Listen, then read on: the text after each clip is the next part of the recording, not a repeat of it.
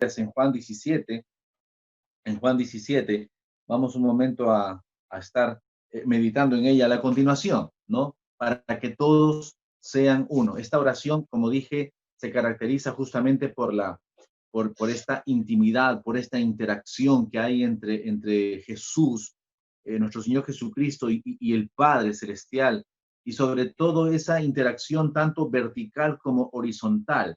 Oraba al Padre por sus discípulos, oraba al Padre porque los guarde del mundo, oraba al Padre para que todos los que habían de creer en Él, por la palabra de ellos, por el testimonio de ellos, todo esto se cumpliese. Entonces vemos cómo Dios ha obrado grandemente en esta oración. Así que vimos como un repaso muy breve, vimos el anhelo, ese deseo por la unidad que Cristo tenía, ¿no? Ese anhelo para que todos sean uno. Lo menciona hasta dos veces y él dice para que todos sean uno. Vemos el alcance también de esta unidad, para que dice, por los que han de creer en mí, para los que han de creer en mí por la palabra de ellos, por el testimonio de ellos.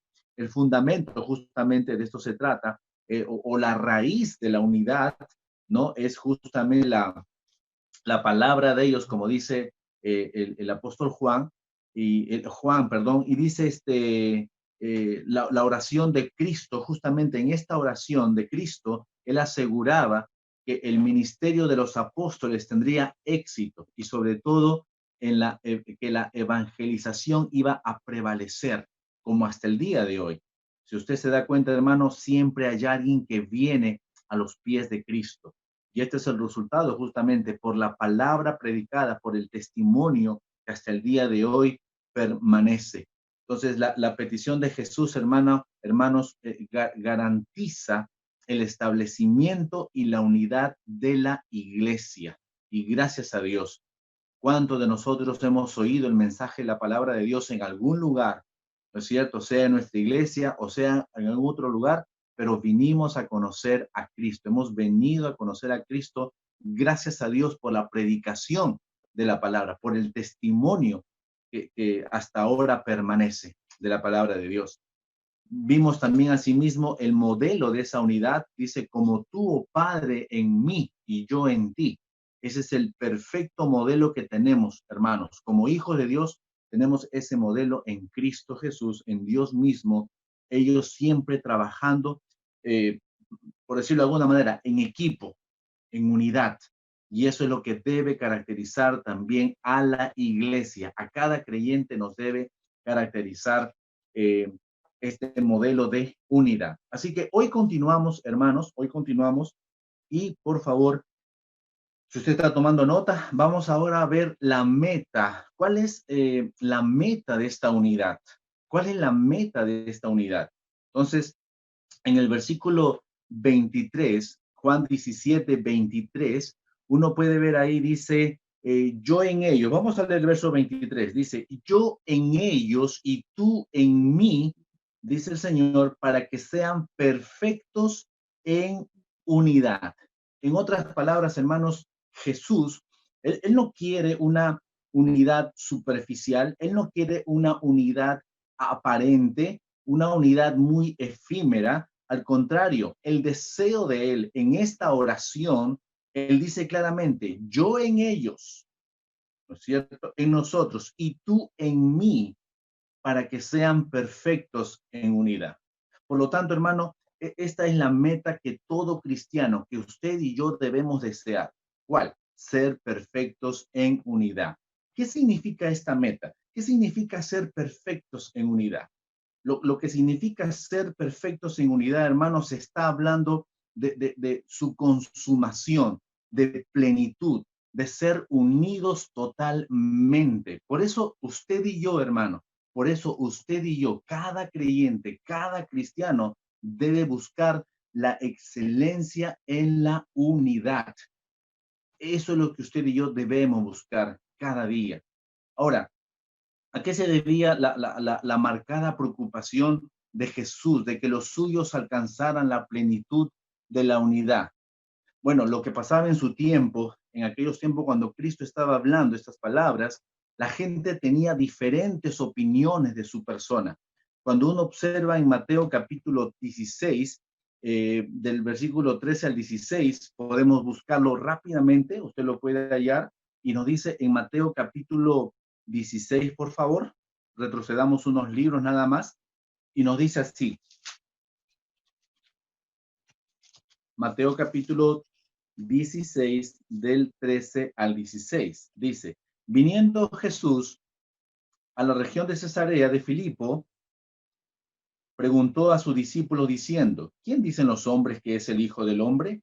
Ellos dijeron, unos Juan el Bautista, otros decían Elías y otros Jeremías o alguno de los profetas. Jesús les dijo, Él les dijo, ¿y vosotros quién decís que soy yo? Verso 16, respondiendo Simón Pedro dijo, tú eres el Cristo, el Hijo del Dios viviente. Entonces, hermanos, aún en el tiempo en que él estaba hablando estas palabras, la gente tenía diferentes opiniones respecto a la persona de Jesús. Estaban o confundidos o ignoraban, pero tenían diferentes opiniones. Por eso Jesús inclusive sabía también de la división religiosa que iba a venir en el futuro. Y eso es lo que podemos saber ahora. Podemos ver ahora, ¿no es cierto? Ahí está, un Cristo por allá, un Cristo por acá, pero no se trata de eso. Por eso Jesús oraba para que los suyos, para que nosotros llegaran a la plenitud de la unidad. Por eso, hermanos, no debemos permitir que nada ni nadie impida nuestro progreso hacia esa unidad perfecta. El anhelo de Jesús justamente es eso, el anhelo de nuestro Señor Jesucristo es ese, yo en ellos y tú en mí, para que sean perfectos en unidad. Entonces, eso es lo que significa la meta. Ahora, ¿cuál es el medio? ¿Cuál es el medio para lograr esa meta? ¿Cuál es el medio? Dice el versículo 23, una vez más podemos leerlo, dice, yo en ellos y tú en mí, para que sean perfectos en unidad.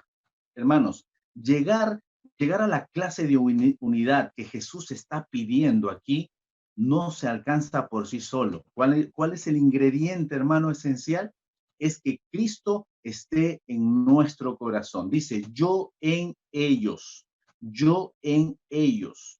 Hermano, cuando en nosotros, en un cristiano, se haga una realidad lo que Pablo dijo en Gálatas, con Cristo estoy juntamente crucificado y ya no vivo yo, mas Cristo vive en mí. Cuando se haga una realidad esto, hermano, definitivamente vamos a buscar la unión entre aquellos que son nuestros hermanos. Vamos a buscar esa unidad, pero es Cristo en nosotros. ¿Por qué?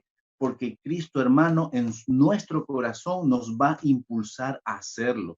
Cristo en el corazón del creyente es el lazo de unión entre los hombres y Dios. Él es el lazo perfecto, hermano. Cristo es el mediador de esa unidad.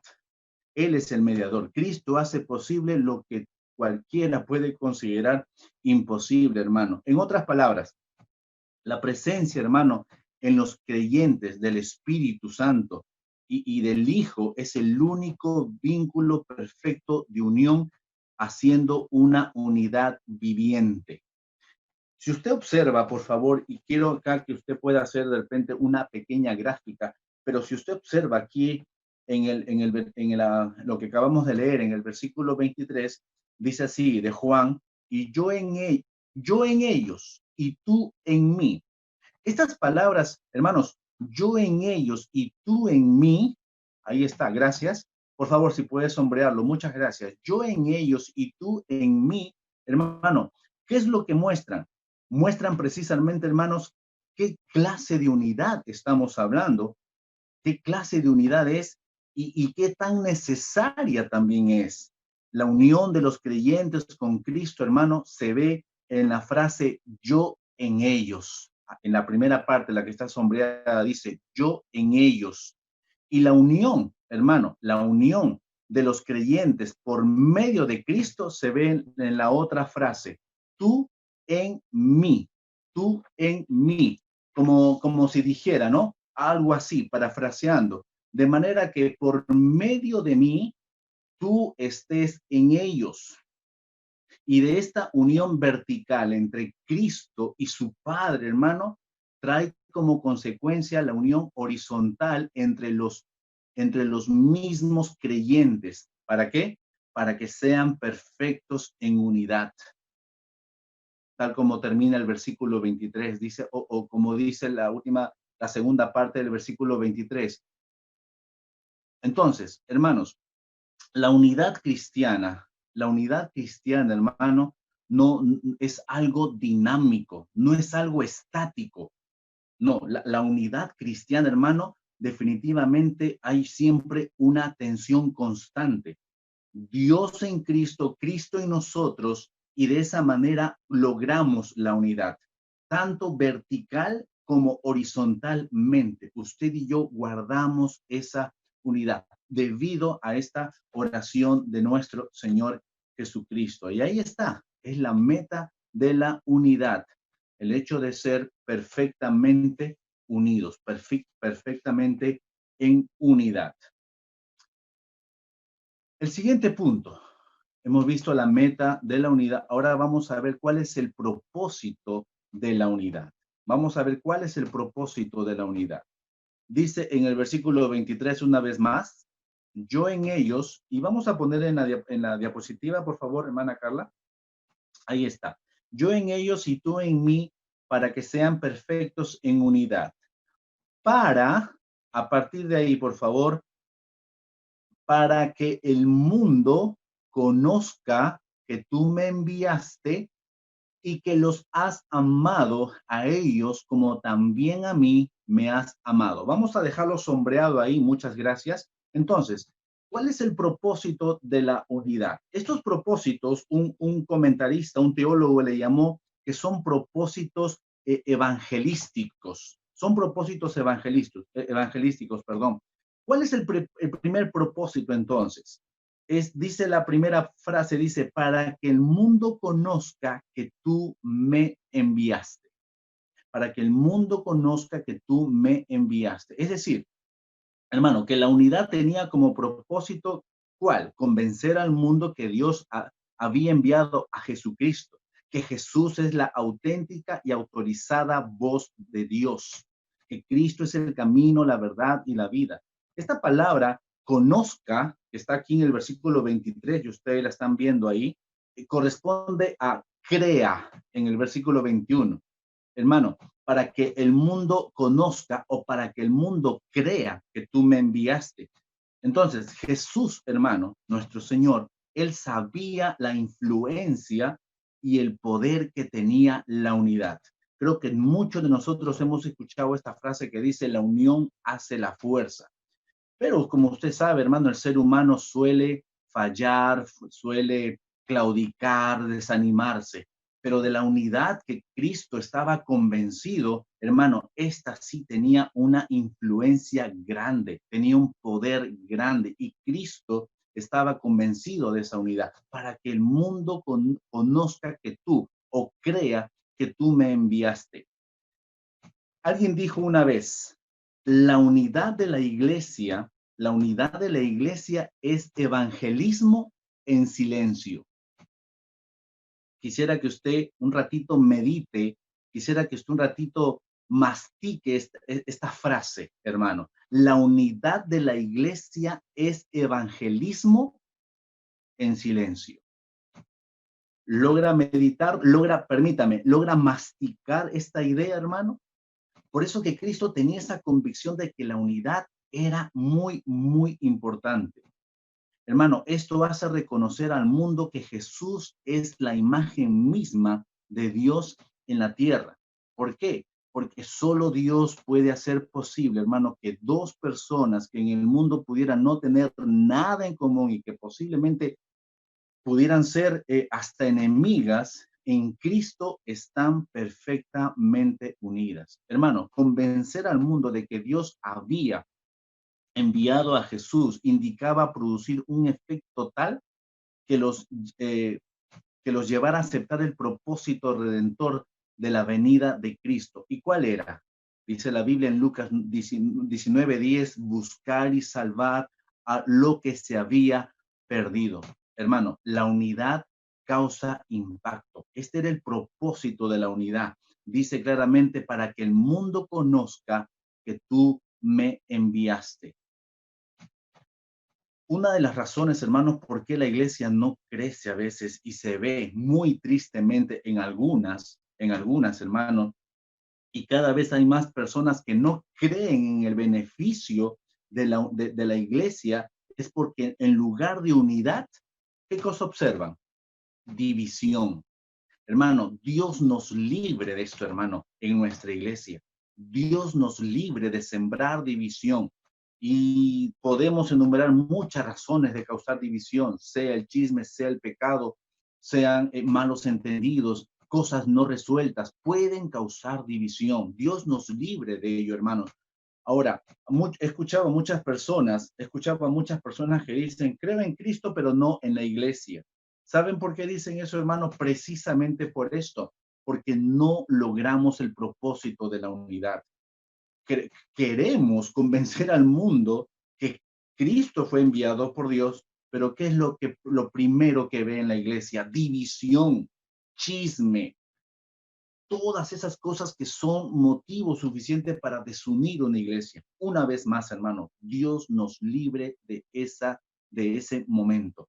Mantengámonos en unidad, siempre, siempre. Entonces, ese es el primer propósito en cuanto para que el mundo conozca que tú me enviaste. ¿Cuál es el segundo propósito? Si podemos poner una vez más, por favor, en la diapositiva, te voy a agradecer, hermana Carla.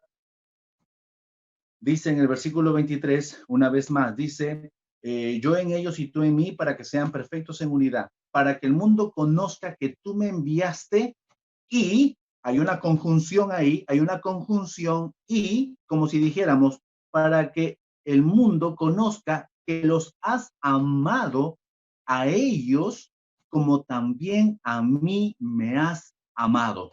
Ahí está, ese es el segundo propósito, hermanos. La unidad de la iglesia también le hará creer al mundo, escuche bien esto, que Dios ama a los creyentes en Cristo con el mismo amor con que amó Jesús. Hermano, la unidad debe ayudarles a reconocer que el amor de Dios es ilimitado. Jesús quiere lograr a través de la unidad de amor de la iglesia que el mundo se abra al amor de Dios. Simple, lo resumo. Si Dios no ve amor en nosotros, lo más probable es que estas personas se alejen de la iglesia, se alejen de nosotros y lo peor de todo, se alejen de Dios. Y aquí está el segundo propósito, que conozcan que los has amado a ellos como también a mí me has amado. Si usted ha leído en Primera de Juan 5:19, dice que el mundo entero está bajo el maligno. ¿Recuerda ese versículo? Por eso es que el mundo hoy en día, ¿qué es lo que mendiga, hermano? Mendiga amor. El mundo busca amor, busca aferrarse a algo, a alguien. Está buscando eso. Tengo la experiencia de una persona hace mucho tiempo atrás que estaba buscando una relación ahí con alguien del mundo. Entonces, yo le digo, ¿por qué estás buscando o mendigando, buscando amor en el mundo cuando tienes en tu iglesia, le digo, tienes en tu iglesia abundancia de amor de parte de Dios, partiendo de Él, pero que esto se da a través de los creyentes? ¿Por qué no hablas con tu pastor? ¿Por qué no hablas con tus hermanos? Hermanos, así está el mundo, pero justamente Cristo ora con ese segundo propósito, como nos hace ver, para que conozca, dice que los has amado a ellos como también a mí me has amado. Hermano, cuando la iglesia se una con cuerdas de amor, definitivamente será un poderoso imán, déjeme decirle, para atraer a las almas sedientas, a esas almas hambrientas del amor de Dios. Cada vez que yo salgo a la calle y puedo ver a personas andando, diferentes rostros, y yo puedo ver amor. Veo gente, veo jóvenes abrazados, fumando, tirando humo. Permítame, anecdótico, ayer lo vi, jóvenes tirando como chimenea el humo ahí y hablando a veces sin coherencia. Yo digo, Ellos necesitan amor. Ellos necesitan amor. Y esto, hermano, lo pueden ver a través de nosotros si guardamos la unidad. Por eso digo, hermano, cuando la iglesia se une de esa manera, esto puede causar un gran efecto. Cuando los cristianos, cuando usted y yo, hermano, hijos de Dios, cuando nosotros, en lugar de crear conflictos o promover divisiones, más bien somos solícitos en guardar la unidad del espíritu en el vínculo de la paz, como dice Efesios, entonces el cristianismo, déjeme decirle hermano, el cristianismo será atractivo para la gente del mundo. ¿Y sabe lo que va a pasar? Ellos van a querer ser parte de él. Acá veo amor, acá veo comprensión, acá veo que me aman, acá veo que me dan la bienvenida, acá veo que me aconsejan, acá veo que me corrigen. ¿Me dejo entender, hermanos? Entonces, ese es el segundo propósito justamente de guardar la unidad de esa manera, el propósito de la unidad. Y si no sucede eso, hermano, de atraer a aquellas personas que no conocen al Señor, cuando menos, hermano, el cristianismo será admirado solamente y respetado por la gente del mundo. El propósito de la iglesia, hermano, no es hacer de este mundo un lugar mejor para vivir. No, definitivamente que no. Aunque sin duda, hermano, ayuda mucho para que esto sea así. Sin embargo, el propósito principal de la iglesia es que, dice la Biblia, anunciemos las virtudes de aquel que nos llamó de las tinieblas a su luz admirable. Por eso la iglesia, hermano, no debe aislarse de este mundo. ¿Por qué? Porque estamos precisamente aquí en este mundo. ¿Para qué? Para alcanzarlo. No somos islas, no podemos vivir como ermitaños, no podemos vivir en nuestras casas metidos sin siquiera llegar al mundo. Cada momento es, hermano, preciso para compartir el Evangelio. Permítame, por favor, una pequeña ilustración, lo que me sucedió ayer. He visto, pasaba por Ancón, por el balneario en Ancón, y yo estaba manejando, en eso volteo hacia mi izquierda y digo yo, Pablo Espinosa Valencia, digo yo. ¿Y quién era, hermanos? Mi profesor de matemática en secundaria. Bajo del auto, quise abrazarlo, aunque era la segunda vez que lo veía después de 5 años, porque lo fui a visitar hace mucho tiempo atrás, con el único propósito de compartir el Evangelio. Y él me dice, no me acuerdo lo que hablamos la vez pasada, me dice, ¿qué cosa eras tú? Me dice, soy pastor, le digo, por favor, ora por mí, me dice. Mi profesor de matemática, hermano, fue suficiente motivo, hermano, para poder testificarle y decirle, profesor, por favor, de todas maneras. Y pasando unas cuadras más allá, me encontré un ex policía, amigo mío, igualito. Le compartí también el Evangelio, se quedó pensando en muchas cosas que le dije de la Biblia. Me dice, no lo había visto de esa manera. Bueno, le digo, va a haber tiempo de poder conversar. Estoy de pasada por aquí, pero yo creo que podemos conversar de eso, le digo. Hermano, ese es el segundo propósito de la unidad, justamente para que el mundo conozca que los has amado a ellos como también a mí me has amado. Amén. Otro punto, por favor. Si usted está apuntando, hermano, ahí, usted puede anotar, esta unidad también tiene una recompensa. Vamos a, o mejor dicho, la recompensa de la unidad, la recompensa de la unidad. Entonces, después de orar Jesús por la iglesia en su paso por este mundo, hermano, ¿qué es lo que hace él? Ahora pide por el destino de todos aquellos que se unirían a él. Y él dice en el versículo 24, por favor, ahí está, vamos a subrayarlo, muchas gracias, ahí está. Dice, Padre, aquellos que me has dado, quiero que donde yo estoy, también ellos estén conmigo para que vean mi gloria que me has dado. Ahí está, porque me has amado desde antes de la fundación del mundo. Pero ahí está, hermano. Padre, aquellos que me has dado, quiero que donde yo estoy, también ellos estén conmigo para que vean mi gloria que me has dado. Aquí Cristo, vamos a ver varias cosas aquí en esta parte. Jesús primero quiere compartir su gloria con nosotros. Hermano, Cristo quería volver a la gloria con su Padre. Mire lo que dice el capítulo 16 en Juan, solamente retroceda unas líneas. En el capítulo 16, versículo 28, dice así: salí del Padre y he venido al mundo, otra vez dejo el mundo y voy al Padre. Salí del Padre y he venido al mundo, otra vez dejo el mundo y voy al Padre. Cristo quería volver a la gloria con su Padre, hermano, pero también, hermano, su gran deseo era compartir esta gloriosa vida con nosotros. Aquí expresa su voluntad no mediante un ruego, sino mediante un quiero, dice, eh, para que vean mi gloria, perdón, Padre, aquellos que me has dado, quiero que donde yo estoy, dice, también ellos estén conmigo. Entonces, Él expresa su voluntad mediante este deseo, quiero, dice Él, ¿no es cierto? Por eso, solamente voy a leerlo, no hay necesidad de compartir este versículo, pero en Juan capítulo 14, del 2 al 3, usted puede anotarlo, dice, en la casa de mi Padre muchas moradas hay. Si así no fuera, yo os lo hubiera dicho, voy pues a preparar lugar para vosotros. Y si me fuere y os prepararé lugar, vendré otra vez, dice el Señor, y os tomaré a mí mismo para que donde yo estoy, vosotros también estéis. Juan capítulo 14, versos 2 y 3. Hermano, Jesús no solo quería que viéramos su gloria, sino que participemos de ese estado celestial.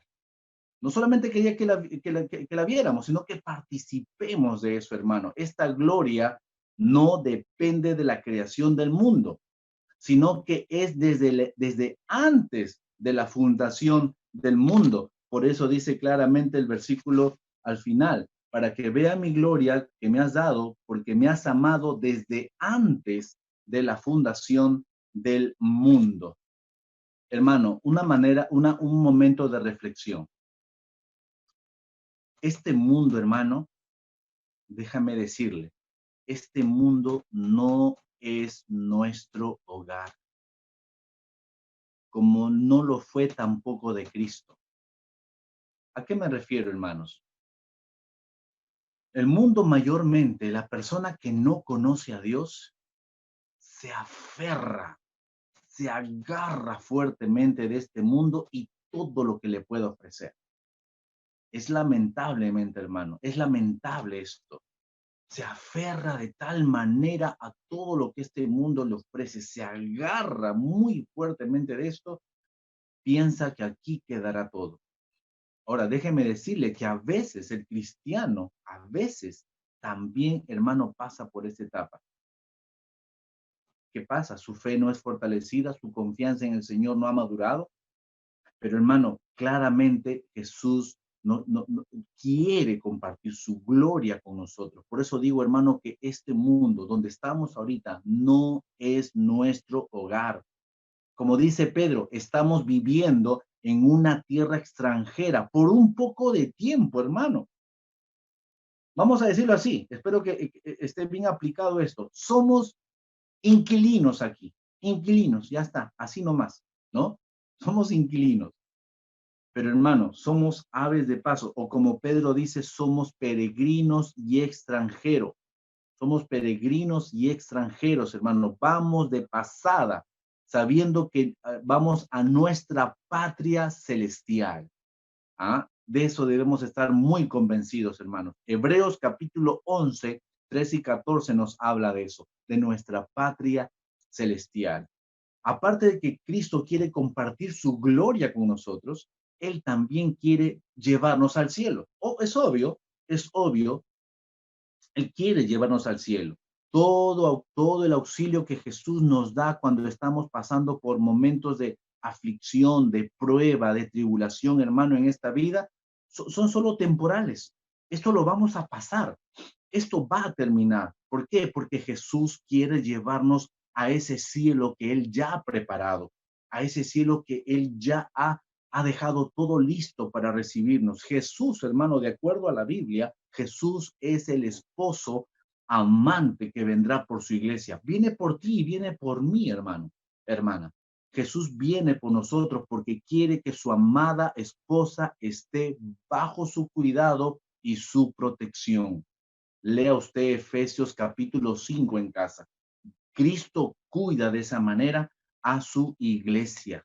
Jesús quiere llevarnos al cielo, hermano, para que de una vez por todas estemos libres de las garras del diablo, donde no habrá, dice la Biblia, tentaciones, ni peligros, ni sufrimiento siquiera. No habrá más llanto ni dolor, dice la Escritura. Nuestra separación de Cristo, hermano, es temporal ahora, es temporal, pero llegará el día del encuentro. Por favor, Primera de Tesalonicenses, capítulo 4. Ahora sí voy a pedir, por favor, hermana Carla, puedas compartir este versículo. Primera de Tesalonicenses, capítulo 4, versículo 16 y 17. Entonces, vamos a leerlo y, como digo, esto es algo temporal. Nuestra separación de Cristo es algo temporal. Mire lo que dice Primera de Tesalonicenses, capítulo 4, versículo 16 y 17. Porque el Señor mismo, con voz de mando, con voz de arcángel y con trompeta de Dios, descenderá del cielo y los muertos en Cristo, tú y yo, hermano, resucitarán primero. Luego nosotros, los que vivimos, los que hayamos quedado, seremos arrebatados juntamente con ellos en las nubes para recibir al Señor en el aire y así estaremos siempre con el Señor. Hermano, o nos vamos ahora, Cristo nos lleva, Dios nos lleva ahora mismo, o quizá ahorita en vida, mientras estamos hablando ahorita, Dios viene por nosotros. Una de las dos cosas va a suceder, pero déjeme decirle que nuestra separación de Cristo es solamente temporal. Jesús quiere llevarnos a un lugar mejor, a un lugar de dicha. De hecho, el gozo, hermano, o la alegría que experimentamos aquí en este mundo, déjeme decirle, es solo un adelanto de lo que vamos a disfrutar allá en los cielos. La Biblia así lo dice, hermano. Acá hay alegrías, hay gozo, sí, pero es algo, un adelanto nada más en realidad. Así de simple. Jesús quiere llevarnos al cielo donde es eterno. El cielo, hermano, la vida eterna. Él nos quiere llevar a eso. ¿Sabe por qué, hermano? Porque según segunda de Pedro, este mundo está condenado a perecer. Así de simple, así de simple. Otra cosa también que podemos ver es que Jesús, hermano, quiere que usted y yo anhelemos, deseemos el cielo mismo. Eso es lo que Él quiere. Mucha gente, hermano, está rodeada de tantas cosas materiales que no anhelan el cielo, no buscan el cielo. Su mirada es tan horizontal, su mirada es tan horizontal, tan en este mundo, que no se dan el tiempo de hacer una mirada vertical a los cielos. Déjenme compartirles un párrafo de un autor, un teólogo. Él dice esto. Por favor, escúchenme. El mundo, ¿no es cierto? Ellos viven como si ir al cielo fuera una intrusión en sus calendarios ocupados, una interrupción en su carrera o en los planes de vacaciones. No quieren ver el cielo hasta tanto no hayan disfrutado todos los placeres del mundo. Cuando los hayan visto y vivido todo, o cuando la edad dificulte su capacidad para disfrutarlos, entonces, dice este autor, estarán listos para el cielo. Así vive el mundo. Pero ¿qué garantiza, hermanos? ¿Qué garantiza que ellos sigan viviendo unos años más? Cuando la iglesia, hermano, cuando la iglesia, nosotros, pierde su objetivo en el cielo, sencillamente se vuelve espiritualmente complaciente, egocéntrica, materialista, mundana, débil y letárgica, sigue diciendo el autor.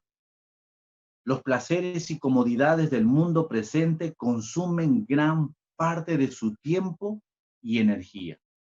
Hermano, Cristo lo que desea también a través de esta oración, hermano, es de que usted y yo deseemos el cielo, anhelemos el cielo.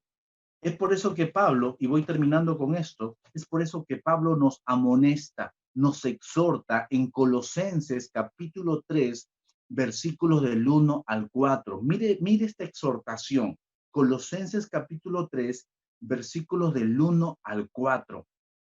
Si usted puede buscarlo o de repente lo podamos estar compartiendo, dice así en Colosenses capítulo 3, versículos del 1 al 4. Ahí en casa, léalo conmigo, hermano. Vocalícelo, por favor. Dice, si pues habéis resucitado con Cristo, buscad las cosas de arriba, donde está Cristo sentado a la diestra de Dios. Y mire el versículo 2, hace otro énfasis.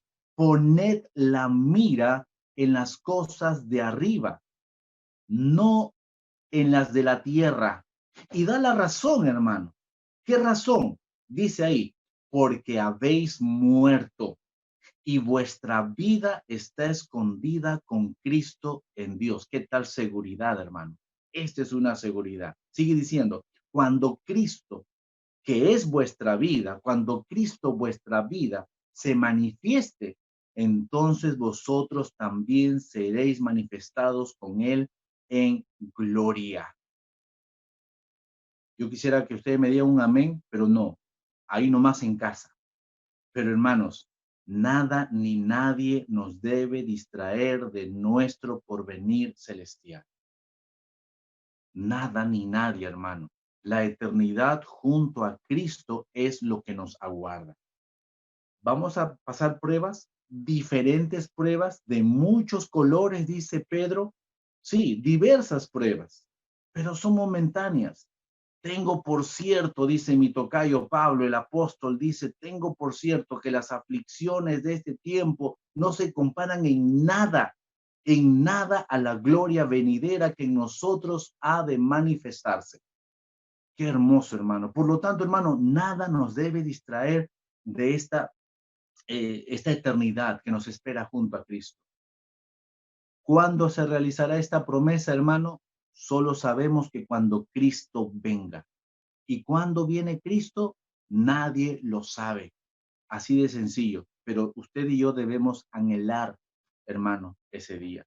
Por lo tanto, descansemos en esta oración tan impactante, hermano. Descansemos en esta oración que ha trascendido en el tiempo y aquí estamos, el resultado de esa oración. Hemos creído en Dios, hemos venido a Cristo por la palabra que nos fue predicada. Por lo tanto, hermanos, seamos solícitos en guardar la unidad. Anhelemos esa unidad como Cristo la anheló. Vivamos con esos propósitos que tiene la unidad, hermano. Llegar a otras personas también. Así que, hermano, en un resumen, desde la semana pasada hasta ahora, usted y yo hemos hablado del anhelo de esa unidad, del alcance de la unidad, del fundamento o la raíz de esta unidad, de la meta de la unidad, del propósito de esta unidad y de la recompensa que usted y yo tenemos por guardar esta unidad y por la que Jesús oró. Hermano, déjeme decirle que el enemigo no descansa. Hemos estado en cuarentena por meses, pero el enemigo no ha dejado de descansar. Él ha estado trabajando en eso. Déjeme decirle eso. Así que, hermano, el diablo está luchando fuertemente para dividir a la iglesia.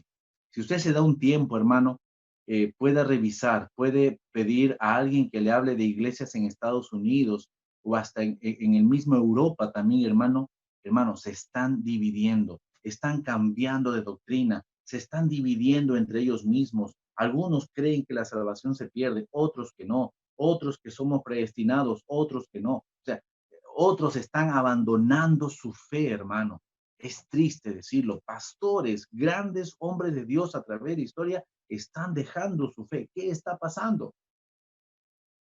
Es un tema muy, muy, muy amplio. ¿Serán salvos? No lo sé. No lo sabemos. Solamente Dios sabe eso. Pero está ocurriendo, hermano. Cerca, aquí nomás en Estados Unidos, hasta el pastor David nos ha comentado de lo que está sucediendo allá. Muchos se están dividiendo, hermano. Es triste. Por eso digo que Satanás siempre está luchando por dividir la iglesia. ¿Saben por qué, hermanos? sencillamente porque sabe que una iglesia unida es poderosa, hermano. Una iglesia unida es poderosa. Pero ojo, no nos unimos en nuestras capacidades, ni en nuestros conocimientos, ni en nuestras relaciones, sino que estamos unidos en Cristo. Eso es lo que nos hace fuertes. Eso es lo que va a impactar al mundo.